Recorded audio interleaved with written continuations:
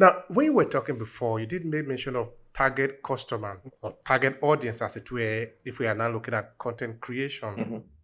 Now, what do you mean by that? Why is it important for content creators and for marketer by extension? Yeah, another great question. Look, when whatever you sell, everyone is not your customer.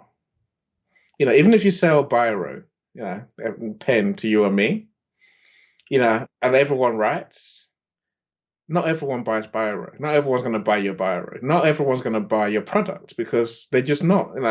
There are some people who are going to buy your product because it's aimed for, it's ideal for them. It meets their need. It meets their pain point. Let's stick with the biro example. You know that you're going to target school kids, for example, as the ones who are going to buy a cheap pen to work with. So you have to intentionally aim for them to see you, like you, trust you, and they buy from you. There's no point aiming for the company bosses because they buy more expensive pens, more like Parker pens. Are you with me? There are different See, I'm brands of here. pens. Mhm. Right. So you have to aim your content at the right people. The trick for everyone is working out who your target audience is. Again, not many people are very good at it. They aim for everyone, and then they get no one to listen to them because what they're saying doesn't resonate with anyone. What you're writing and what you're producing must speak to someone's pain point. The reason I'm here with you today is because I want this platform, I want this opportunity to talk to our people. So when I saw what you've done, when I saw your podcast, I was like, oh, I want to be on that podcast. And there's not many people have that clarity about what they do. So they end up being hazy, and then people they respond to them in a hazy kind of way as well. That's just a sad reality of the world we live in. Yeah, clarity is everything. I think is what is his name? Alexander Grant Bell, who said that uh, the sun rays will not burn until it is brought to focus. Mm. Because if you don't know exactly what you want, know this and that plus that plus that plus that, you're not going to hit anything. You're going to be moving in a circle until you are actually super focused on it.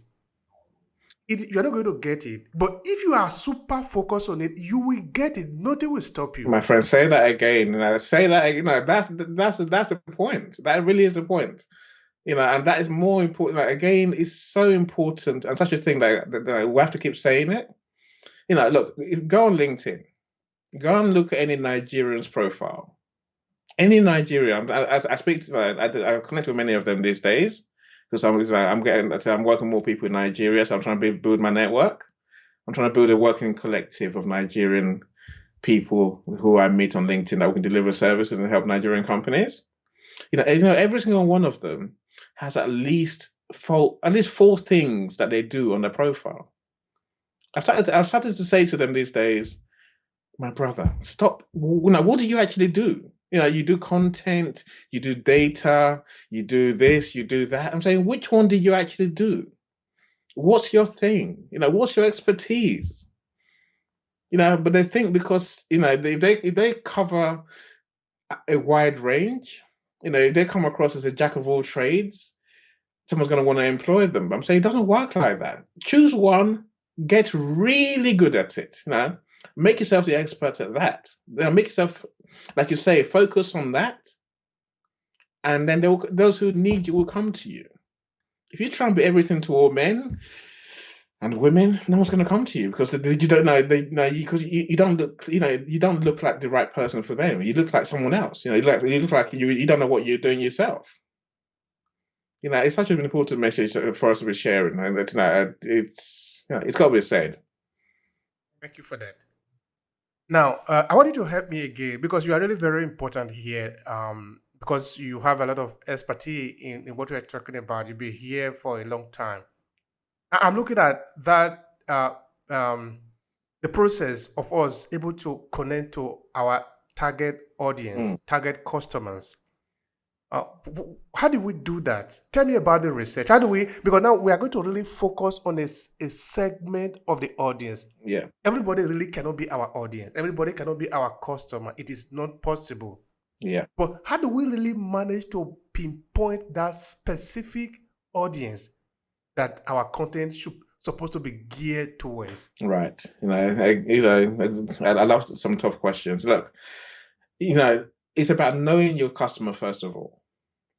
You need to know your customer, and when you say that, people think you mean I don't know. Literally, you might have a profile, you might have a list of who they are, but you have to think of a different level. You have to think that you have to you can recognize your customer when you walk past them on the street.